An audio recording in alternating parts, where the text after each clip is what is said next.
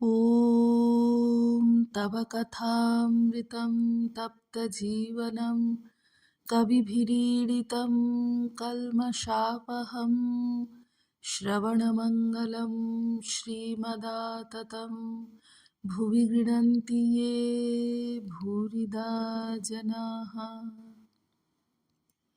ঠাকুর শ্রী রামকৃষ্ণ দক্ষিণেশ্বর মন্দিরে ভক্ত সঙ্গে 1884 24শে মে।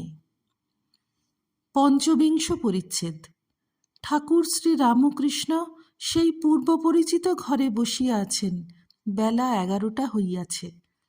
রাখাল মাস্টার প্রভৃতি ভক্তেরা সেই ঘরে উপস্থিত আছেন। গত রাত্রে ফলহারিণী কালীপূজা হইয়া গিয়াছে। সেই উৎসব উপলক্ষে নাটমন্দিরে শেষ রাত্রি হইতে যাত্রা হইয়াছে, বিদ্যাসুন্দরের যাত্রা। শ্রীরামকৃষ্ণ সকালে মন্দিরে মাকে দর্শন করিতে গিয়া একটু যাত্রাও শুনিয়াছেন। যাত্রাওয়ালা স্নানান্তে ঠাকুর শ্রীরামকৃষ্ণকে দর্শন করিতে আসিয়াছেন। আজ শনিবার 12ই জ্যৈষ্ঠ 1291, 24শে মে 1884 খ্রিস্টাব্দ, অমাবস্যা। যে গৌরবর্ণ ছোকরাটি বিদ্যা সাজিয়াছিলেন তিনি সুন্দর অভিনয় করিয়াছিলেন। শ্রীরামকৃষ্ণ তাহার সহিত আনন্দে অনেক ঈশ্বরীয় কথা কহিতেছেন। ভক্তেরা আগ্রহের সহিত সমস্ত শুনিতেছেন। শ্রীরামকৃষ্ণ বিদ্যা অভিনেতার প্রতি: তোমার অভিনয়টি বেশ হয়েছে। যদি কেউ গাইতে, বাজাতে, নাচতে কি একটা কোনো বিদ্যাতে ভালো হয়, সে যদি চেষ্টা করে শীঘ্রই ঈশ্বর লাভ করতে পারে। আর তোমরা যেমন অনেক অভ্যাস করে গাইতে, বাজাতে বা নাচতে শিখো, সেইরূপ ঈশ্বরেতে মনের যোগ অভ্যাস করতে হয়। পূজা, জপ, ধ্যান এসব নিয়মিত অভ্যাস করতে হয়। তোমার কি বিবাহ হয়েছে? ছেলেপুলে? বিদ্যা: আজ্ঞা, একটি কন্যা গত, আরও একটি সন্তান হয়েছে। শ্রীরামকৃষ্ণ: এর মধ্যে হলো গেল তোমার এই কম বয়স? বলে, সাঁঝ সকালে ভাতার মোলো, কাঁদব কত রাত। সকলের হাস্য। সংসারে সুখ তো দেখছ, যেমন আমরা, কেবল আঁটি আর চামড়া, খেলে হয় অম্লশূল। যাত্রাওয়ালার কাজ করছো তা বেশ, কিন্তু বড় যন্ত্রণা। এখন কম বয়স, তাই গোলগাল চেহারা, তারপর সব তুবড়ে যাবে। যাত্রাওয়ালারা প্রায় ওই রকমই হয়, গাল তোবড়া, পেট মোটা, হাতে তাগা। সকলের হাস্য। আমি কেন বিদ্যাসুন্দর শুনলাম, দেখলাম তাল, মান, গান বেশ। তারপর মা দেখিয়ে দিলেন যে নারায়ণই এই যাত্রাওয়ালাদের রূপ ধারণ করে যাত্রা করছেন। বিদ্যা: আজ্ঞা, কাম আর কামনা তফাৎ কি? শ্রীরামকৃষ্ণ: কাম যেন গাছের মূল, কামনা যেন ডালপালা। এই কাম, ক্রোধ, লোভ ইত্যাদি 6 রিপু একেবারে তো যাবে না, তাই ঈশ্বরের দিকে মোড় ফিরিয়ে দিতে হবে। যদি কামনা করতে হয়, লোভ করতে হয়, তবে ঈশ্বরে ভক্তি কামনা করতে হয়, আর তাঁকে পাবার লোভ করতে হয়। যদি মদ অর্থাৎ মত্ততা করতে হয়, অহংকার করতে হয়, তাহলে আমি ঈশ্বরের দাস, ঈশ্বরের সন্তান, এই বলে মত্ততা, অহংকার করতে হয়। সব মন তাঁকে না দিলে তাঁকে দর্শন হয় না। কামিনী কাঞ্চনে মনের বাজে খরচ হয়।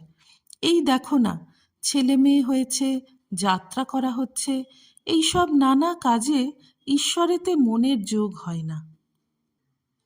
ভোগ থাকলেই যোগ কমে যায়, ভোগ থাকলেই আবার জ্বালা। শ্রীমদ্ ভাগবতে আছে, অবধূত চিলকে 24 গুরুর মধ্যে একজন করেছিল। চিলের মুখে মাছ ছিল, তাই 1000 কাক তাকে ঘিরে ফেললে যেদিকে চিল মাছ মুখে যায়, সেই দিকে কাকগুলো পেছনে পেছনে কা কা করতে করতে যায়। যখন চিলের মুখ থেকে মাছটা আপনি হঠাৎ পড়ে গেল, তখন যত কাক মাছের দিকে গেল, চিলের দিকে আর গেল না। মাছ অর্থাৎ ভোগের বস্তু, কাকগুলো ভাবনা চিন্তা। যেখানে ভোগ সেখানেই ভাবনা চিন্তা, ভোগ ত্যাগ হয়ে গেলেই শান্তি। আবার দেখো, অর্থই আবার অনর্থ হয়। তোমরা ভাই ভাই বেশ আছো, কিন্তু ভাইয়ে ভাইয়ে হিস্সে নিয়ে গোল হয়। কুকুররা গা চাটাচাটি করছে, পরস্পর বেশ ভাব, কিন্তু গৃহস্থ যদি ভাত দুটি ফেলে দেয় তাহলে পরস্পর কামড়াকামড়ি করবে। মাঝে মাঝে এখানে আসবে, মাস্টার প্রভৃতিকে দেখাইয়া। এরা আসেন, রবিবার কিংবা অন্য ছুটিতে আসেন। বিদ্যা: আমাদের রবিবার 3 মাস, শ্রাবণ, ভাদ্র আর পৌষ, বর্ষা আর ধান কাটার সময়। আজ্ঞা, আপনার কাছে আসবো সে তো আমাদের ভাগ্য। দক্ষিণেশ্বরে আসবার সময় দুজনের কথা শুনেছিলাম, আপনার আর জ্ঞানার্ণবের। শ্রীরামকৃষ্ণ: ভাইদের সঙ্গে মিল হয়ে থাকবে, মিল থাকলেই দেখতে শুনতে সব ভালো। যাত্রাতে দেখো নাই, 4 জন গান গাইছে, কিন্তু প্রত্যেকে যদি ভিন্ন সুর ধরে তাহলে যাত্রা ভেঙে যায়। বিদ্যা: জালের নিচে অনেক পাখি পড়েছে, যদি একসঙ্গে চেষ্টা করে একদিকে জালটা নিয়ে যায় তাহলে অনেকটা রক্ষা হয়, কিন্তু নানা দিকে যদি নানান পাখি উড়বার চেষ্টা করে তাহলে হয় না। যাত্রাতেও দেখা যায় মাথায় কলসি রেখেছে অথচ নাচছে।